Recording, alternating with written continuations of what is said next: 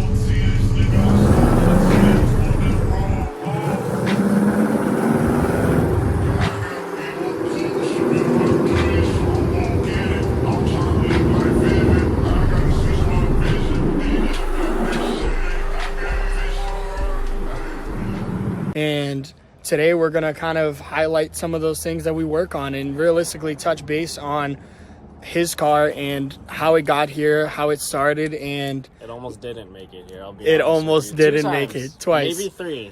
But we'll get into that. And then this here is just going to basically be a breakdown on some of the things that we like to do, some of the things that we like to accomplish. A little bit how to. Yeah. On the side, I do fender rolling. Yeah. A little bit of other stuff. Yeah. So there's a lot we can offer on this channel. There's a lot that we can show you. Maybe you don't know how to do it. Maybe we can make some tutorial videos, drop some comments, whatever the case is. Yeah.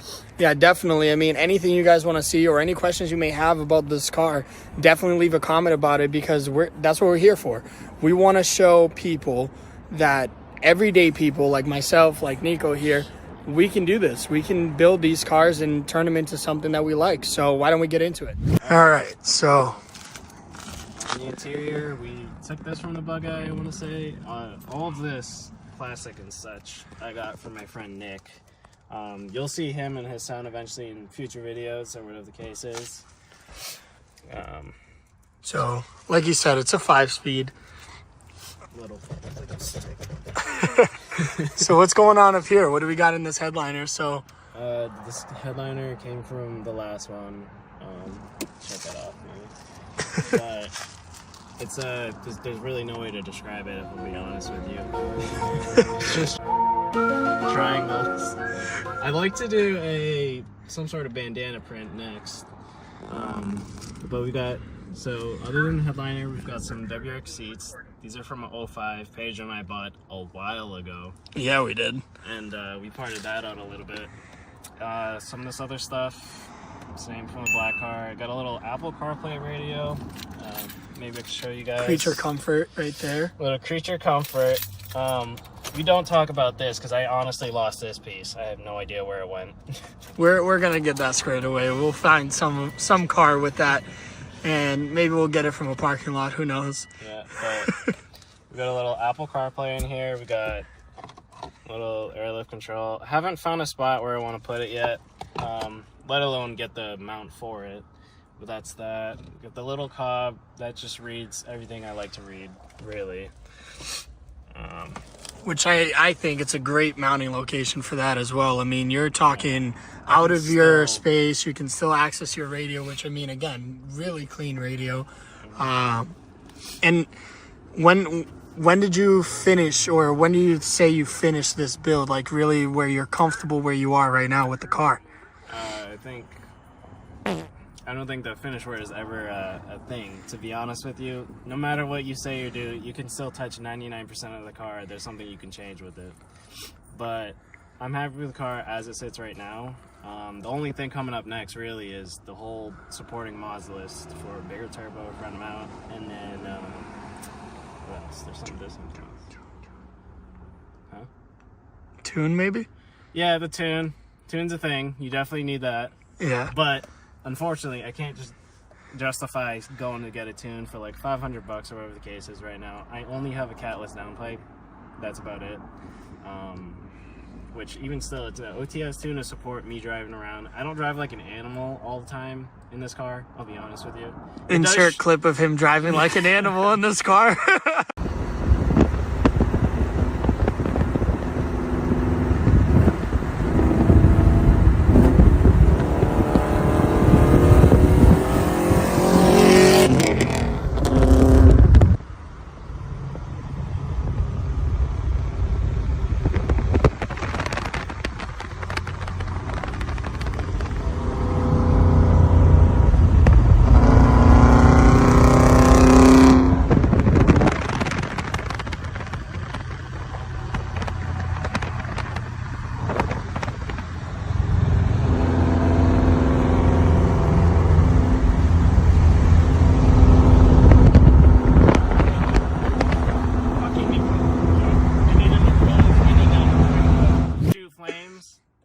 Nothing to do with that. But yeah, this car, it's fun. It's the car that you want to get in every Sunday or every time you get out of work. Go enjoy yourself. My daily, it has a sub. This one has nothing really besides a radio. So this one's an animal, you gotta say.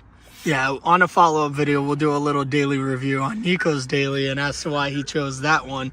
You guys are going to have to stay tuned for that. It's a pile of something, all right, I'll tell you. I mean, you know, to each their own. I think that car it's perfect for what you need, dude. I like it. I think it's perfect, and I think they'll agree. You can also drive that one like an animal if you wanted. And oh yeah, you money can. For tires. Yeah, you can. Yeah. So I mean, why don't we get a little startup on this thing? Let's hear it.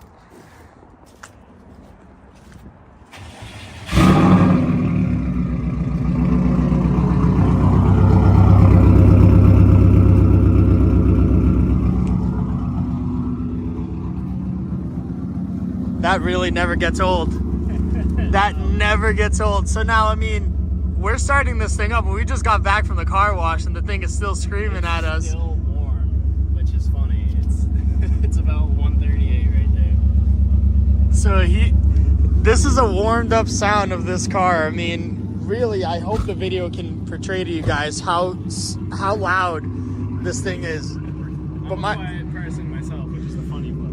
Yeah, this guy, I mean, he's super quiet. And again, this car started from nothing. And the bug eye in comparison to this thing couldn't even touch it on its best day. This is like rolling off the showroom floor. Yeah, it starts up and goes every day. And like he said, he's got the air suspension in this thing. Makes it, for where we live, a good car to own. I mean, we all have our opinions. I personally think that air suspension is probably the best route to go in any kind of like snowy environment. As long as you take care of it, it's going to do you right. And with this car here, I mean, man, what a beautiful ride it is. All right, Nikos, so tell me, where do we begin with this thing? How do you want to start this? Let's start, I want to say early last year, so. Yeah. I got diabetes. I had a diabetic episode. Not my proudest moment. I had a low blood sugar, right? So I blacked out. I had one of these before for 2 years. So I'm kind of surprised I found another one black. I was driving to work like an idiot. I was speeding. I totally admit that. And I met the back of a RAV4, not in the way I wanted to, but I said hello. Yeah. That car was honestly savable, fixable, whatever the case was, but at the same time it was a non-turbo, so I had no more drive after spending so much money on air ride. I bought Japanese wheels, an interior. You know, I've driven all over Kingdom Come, United States with this car, I feel like. Maybe not past Maryland, but you know, I digress. We've gone to Maine, New Hampshire, anything below Connecticut really with this car. Not this one, the other one. And so I just have a big attachment for this chassis.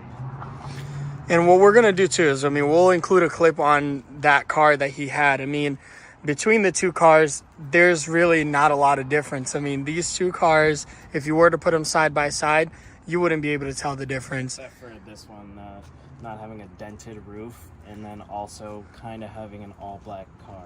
Yeah. That's cool. Yeah, that's the other thing. I mean, the other one, we ended up having to have a two-tone. There was a little bit of an issue with the hood.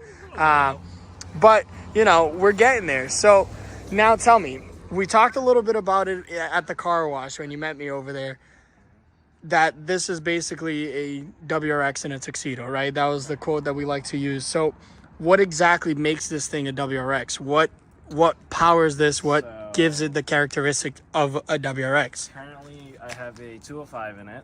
I'm not sure if I'll ever change that to a 2.5. Everyone wants to give me for the 2.5. This guy. But right now, my license is in shambles, right? So the 205 is a perfect platform for me, just for 300. And then I can have all my sounds, external wastegate. I already got the front mount secured, you know, bigger turbo, all that. And the supporting mods, of course. Yeah, why don't you show me what powers this thing? Let's take a look at that. You said it was an EJ205? We're going to be cleaning it up. I mean, this is nothing yet. In my defense, that was clean before.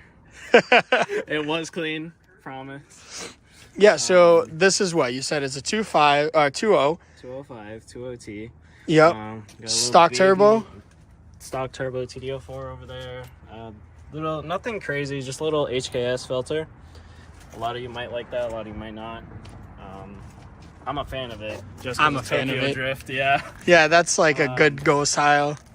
This blow off, just for now, this came with my front mount. I just wanted to hear what it would sound like. It's kind of very fluttery, but then again, it's just a stock top mount, so nothing crazy comes out of it.